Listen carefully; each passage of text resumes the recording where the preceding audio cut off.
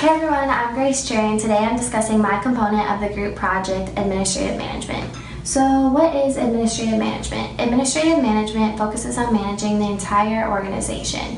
Henry Fayol, this man here, was the primary contributor of it. He systematized the management process via planning, organizing, leading, and controlling, ultimately creating a core management process that most contemporary management people use today.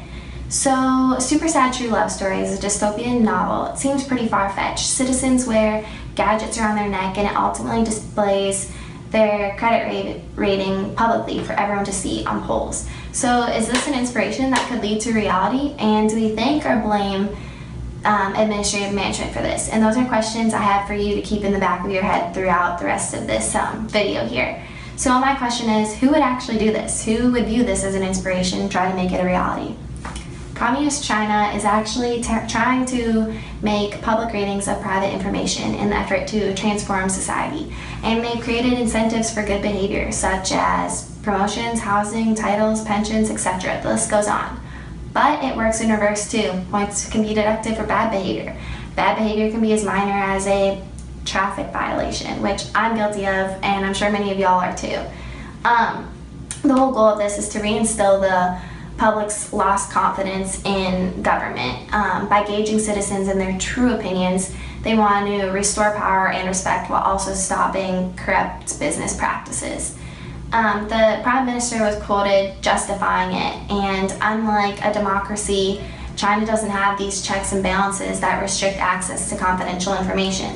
So while some hurdles still remain, there's been laid a solid foundation, and this little snapshot from the article I was reading kind of goes and talks about how they already have a surveillance system in place, they already have databases in place, they have a reward system in place. Here they have a website that attacks, a tool that attacks websites, and the whole way that people justify this is they view the society and the government as equals, and they feel that if they're equal, then government should have complete access to citizen information.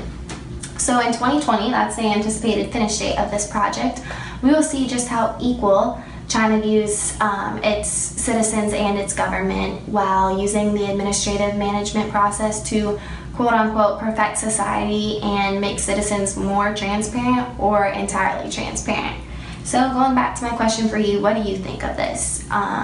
Do we thank or blame the administrative management for this? Because it's taking administrative management, and instead of just managing an entire organization, it's managing an entire country. And would Fayol approve of this? So that's my current event topic. I thought it was pretty interesting. I hope y'all did too. Thank you. Hello, my name is Soran, and I'm going to be talking to you about administrative management. Administrative management focuses on managing the entire organization in a top-down fashion. As Grace previously mentioned, Henry Fayol believed that the functions of planning, organizing, leading, and controlling are imperative aspects to the management process. Fayol also believed that these functions were managed by top executives. During this course, we learned that organizations today are complex and changing, which contrasts to the classical perspective of a stable and simple organization. A common example of the complex and changing environment today occurs when a firm decides to acquire another company. When an acquisition occurs, the buyer has to make decisions on how to restructure the new, larger firm. These decisions can include job enrichment for current employees or retaining key executives from the acquired company. Whichever route they choose, managers have to make these planning decisions in a way that will benefit the entire organization in the future. And that brings me to my current event. Recently, AT&T acquired the media mogul Time Warner. When this happened, AT&T had to make several decisions on how to restructure their top management. This is an administrative management decision because the structure of top executives affects the entire organization as a whole. The Wall Street Journal article that I read laid out the various changes that AT&T executives had to make in order to steer their firm toward success. Top management had two pools to restructure their pool from: their current employees and employees that they chose to retain from Time Warner. I'd like to highlight two main decisions they made. First, AT&T decided to promote their own top executive to run all of Time Warner business.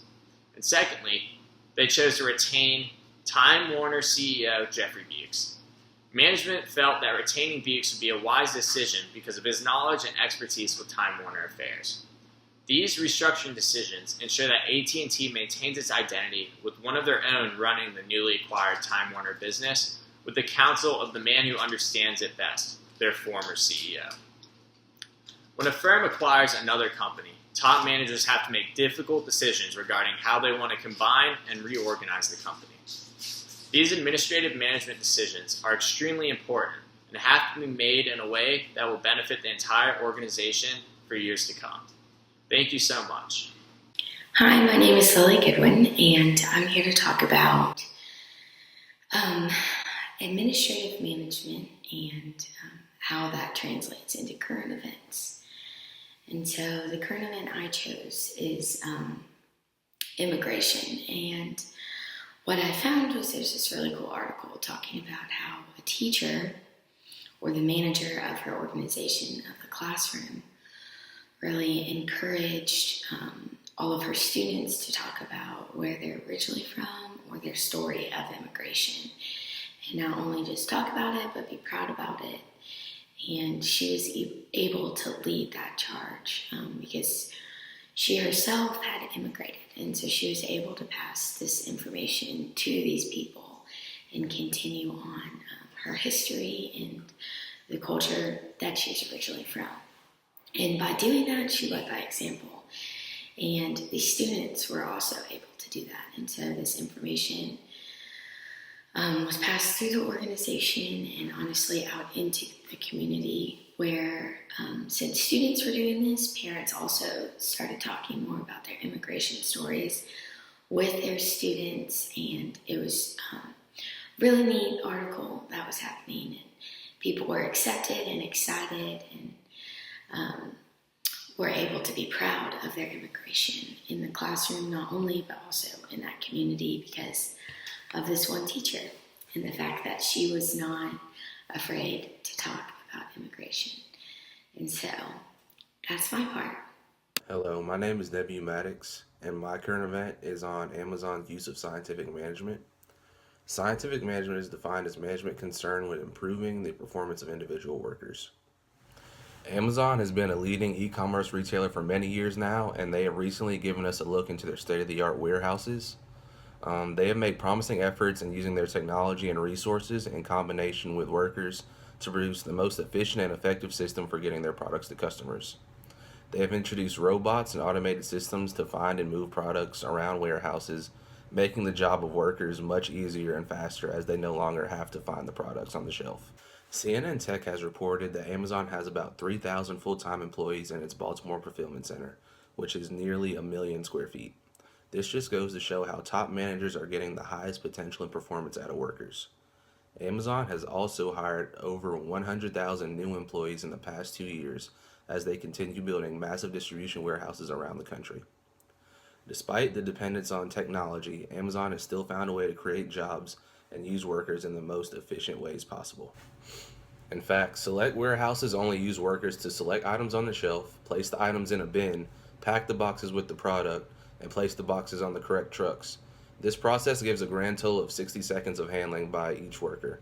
The robots and automated systems are responsible for everything else. This, paired with the loud noises of the warehouse, make casual conversation nearly impossible within the warehouses, which in turn increases efficiency of workers within the warehouses. Top managers at Amazon have taken a leading role in implementing a system of scientific management along with increasing technology to get the most productive outcomes from their warehouses. Hey, my name is Reynolds, and I'm going to be talking about scientific management today. Scientific management is the style of management that deals with improving performance at the individual worker level. Instead of like administrative management where you look at a company from the top down, this really looks at a company from the bottom up, really starting at the base level and working its way up.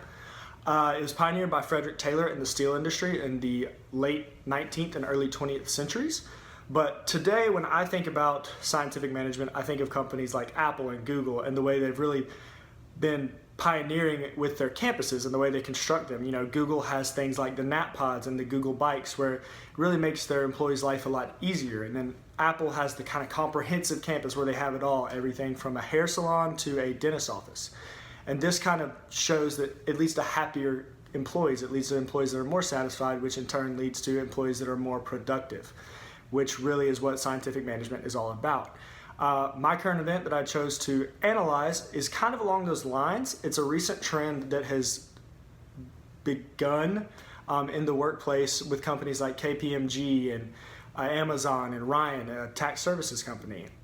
They have chosen to go to a reduced work week, a 4-day work week in some cases. Amazon, they chose to go to a 30-hour work week. And what this has led to was employees that are more productive while they're there because they do realize they get that extended time away. And so while they're at work, they have less downtime, they work harder, and it really leads to a better outcome for the company and the employee together, which is what it's all about. Ryan, specifically, when they found from going to a 4-day work week from the traditional 5-day work week, they saw a 19% drop in their employee turnover from 30% to 11%.